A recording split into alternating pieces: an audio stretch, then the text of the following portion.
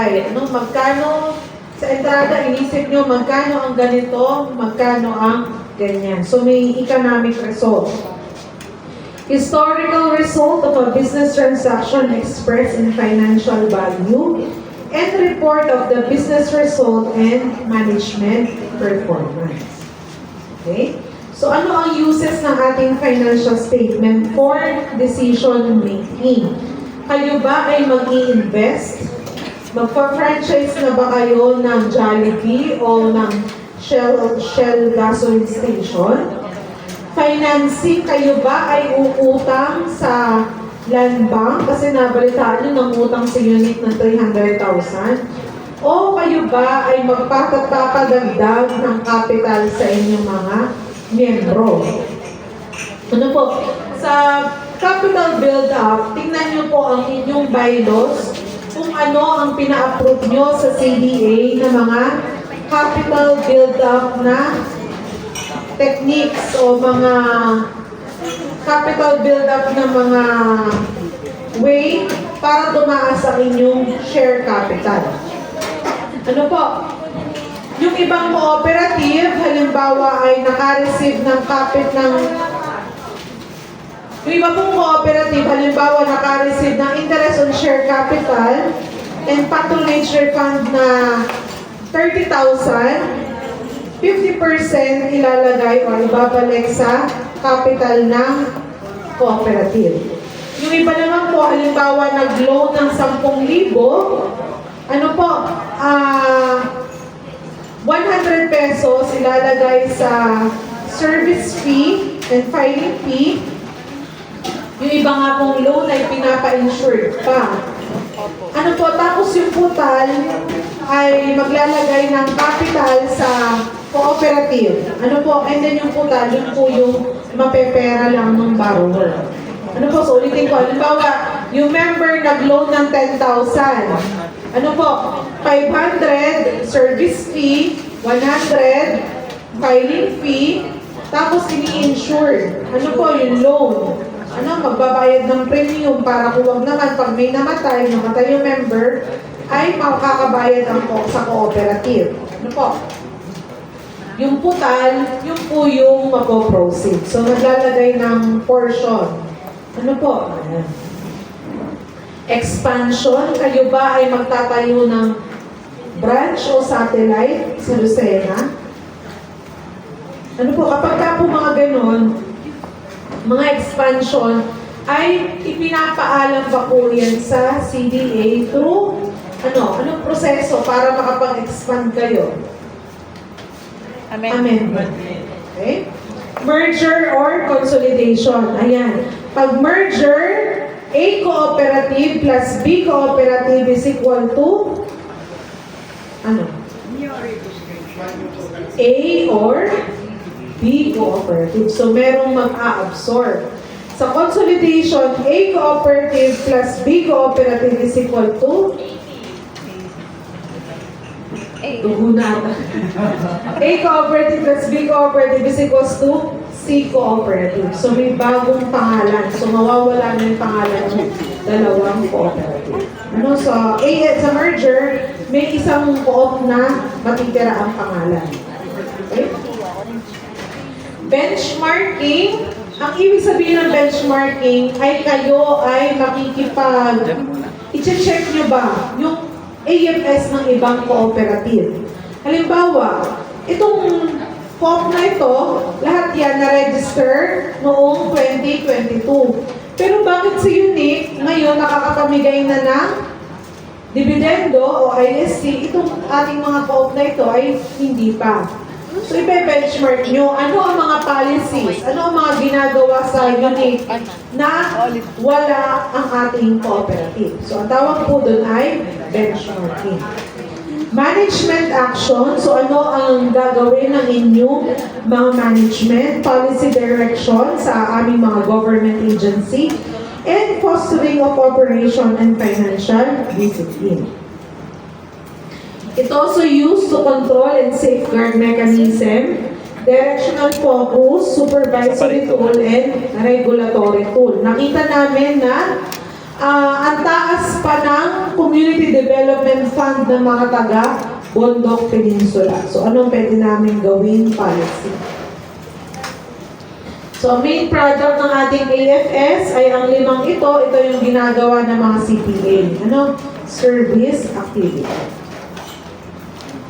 So, statement of financial condition, it presents the financial conditions of the cooperative. Ano po? It answered the question, does the co-op have the ability to pay its maturing short-term obligation?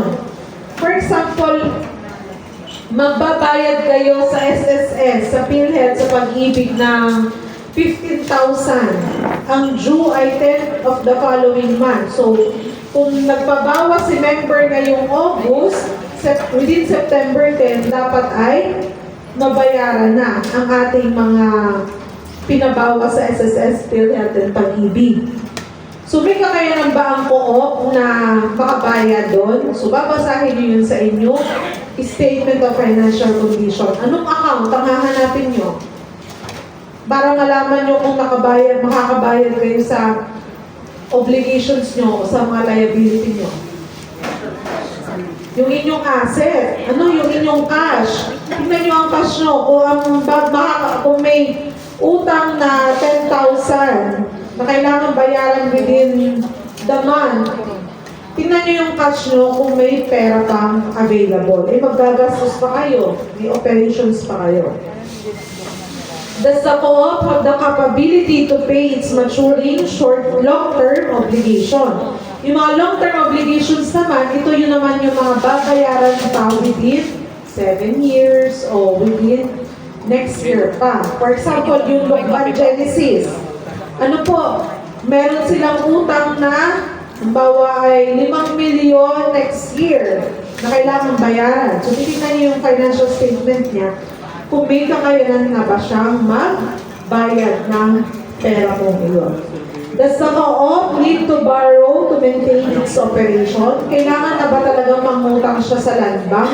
Yung sabi nga ni Sir na kung mangungutang kami, ma'am, mas malaki yung pwede namin paikutin. Pero sabi nga ni ma'am, kapag ka namutang tayo, ano ang kaulam na account nun?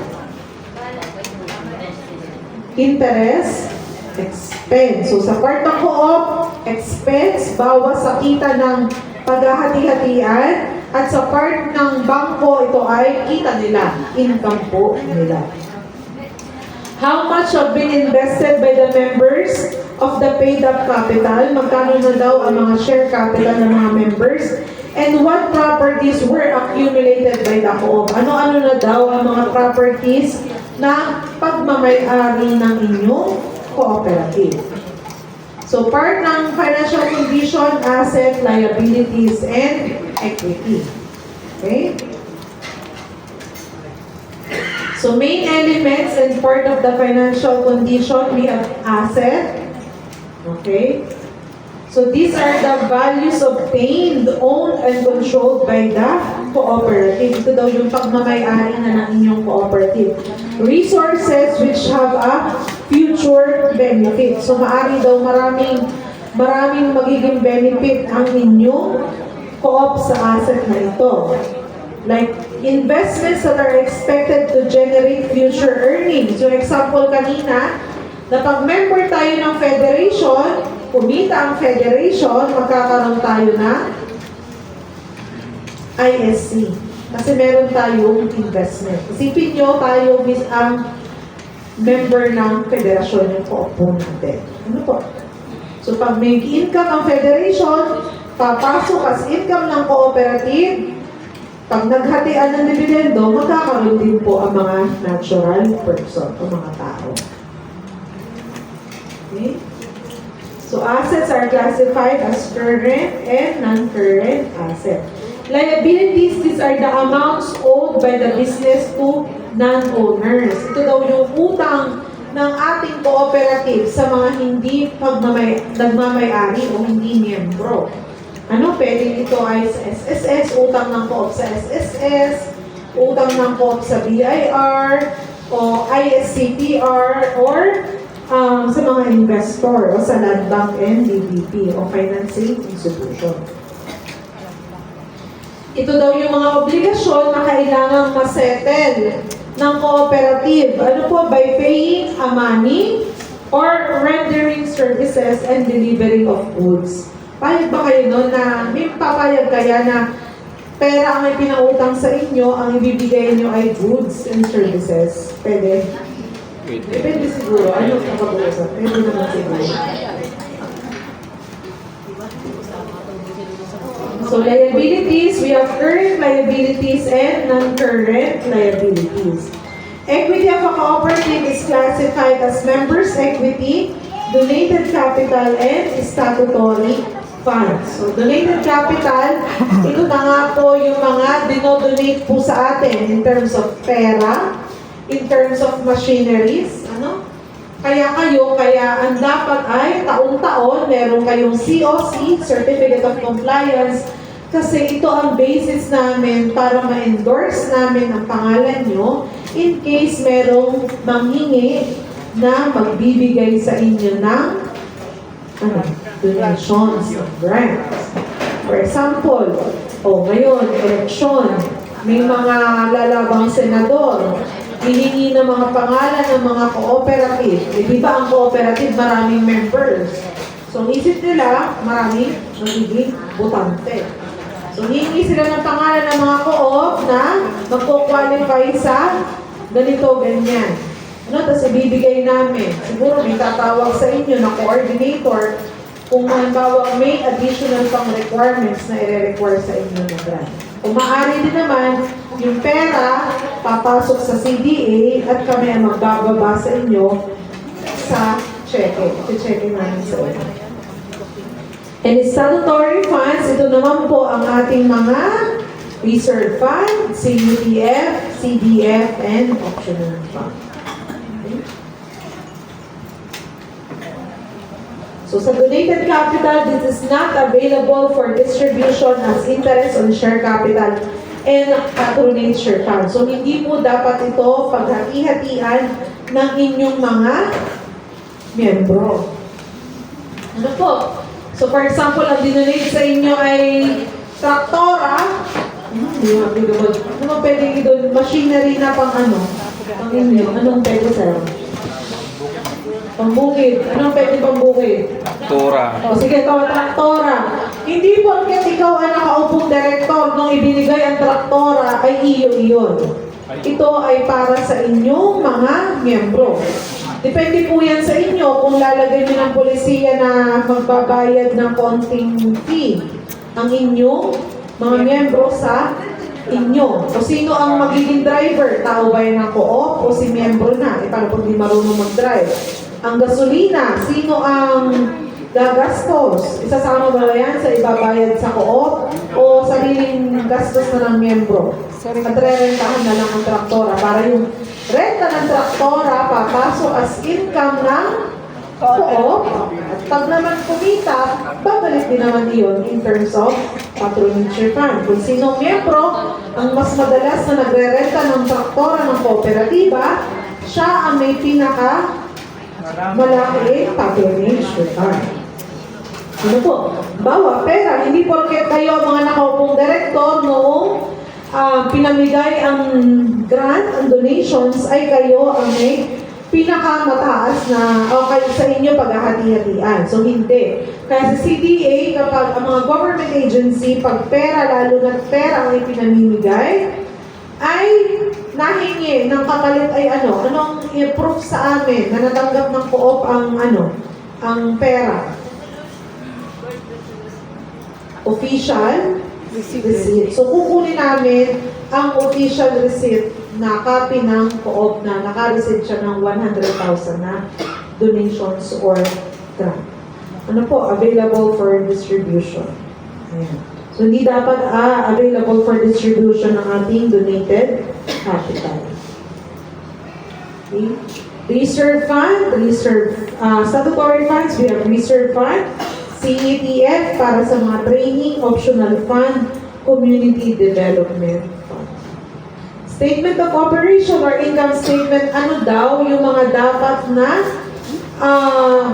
kayang sagutin ng ating statement of operation. Una, what happened in the co-op business operation? Ano daw yung mga naging dahilan kung bakit nalugi, the co-op perform well, or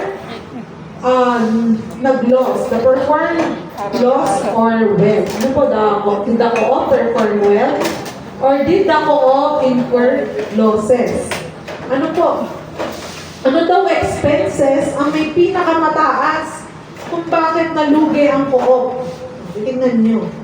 Yung pala, mataas ang meetings and conferences. Dumayo pa sa bodies sa Lucena. Ano po? Ayan. So, dito nyo din makikita kung anong negosyo ang kumikita at nalulugi. Kita nyo na kumikita ang credit operation, ang consumer's operation, pero lugi yung, for example, ay yung Xerox. Ano po, nung Xerox photocopying center ng kooperatiba. So, it's up sa mga direktor kung bibigyan nyo pa ng chance, o sige, mga kasama, siguro, bigyan natin ng 6 na buwan pa ang ating negosyo. Kung ito ay malulugi, titigil na natin. Pero kung aayos, ay itutuloy natin. Ano po? Kaya kung makikita nyo, yung financial statement na gawa ni CPA ay comparative. Ano pag sinabing comparative? Yung balanse, halimbawa ay financial statement as of December 31, 2023. Ano po? So, bawa cash, 20,000. May isang column doon na year 2022. Naandoon naman ang balanse as of December 31, 2022. So, doon nyo ba compare sa financial statements kung ay mas mataas ang cash natin noong 2022 kaysa noong 2023. Ano kayang nangyari? Ay dati sa properties, plant and equipment, wala tayong transportation and equipment. Transportation equipment. Pero noong 2023, meron ng balanse. Yung pala, nakabili na tayo ng multi-cab sa ating mga cooperative. Ano po? Ayan. So, kaya po yun ay comparative. Kaya yung AFS ng mga registered 2021, 2022, comparative yan sa AFS nila ng 2023. Kaya yung mga registered 2023, pag nag-submit kayo ng report next year sa CPA, comparative 2024-2023. Opo. So, ano din yan? Natin good performance. Ano po? So, main elements of the financial operation, we have revenue. These are the amounts received by the cooperative. The expenses, these are the costs incurred by the co-op in the process of obtaining and generating income. And surplus deficit. Surplus, ito daw yung excess ng revenue sa expense. So, expense kumita. At ang deficit, excess ng expense sa revenue. So, summary of the actual cash flow, it's the summary of the actual or anticipated incomings and outgoing. So, it answered the question, where the money came, ano po, saan daw nagmula ang inyong mga cash, at saan na daw po ito nagpunta. So, cash flow statement assess the amount, the timing, and the predictability of cash inflow and outflow. So, pwede daw siyang galing sa operating activities, investing, and financing activities. So, sa operating, yung production, yung marketing, yung research and development, sa inyong operation. Sa investing, ay kayo ba ay bibili ng mga land, ng building, yung pera niyo ba ang cash, ay pinabili niyo ng land, pinagpatayo ng building, ng equipment, ayan. Or financing, kayo ba ang pera niyo ito ay galing sa land bank, nangutang kayo, o galing sa kapital ng inyong mga members. Okay? So tomorrow, we will continue our presentation and workshop. Ano po? So, Ma'am Joanne, meron na silang room assignment? Ayun. Sige po. So, Pahinga muna kayo. At hindi ba kayo na ano? Okay pa? Pinapahirapan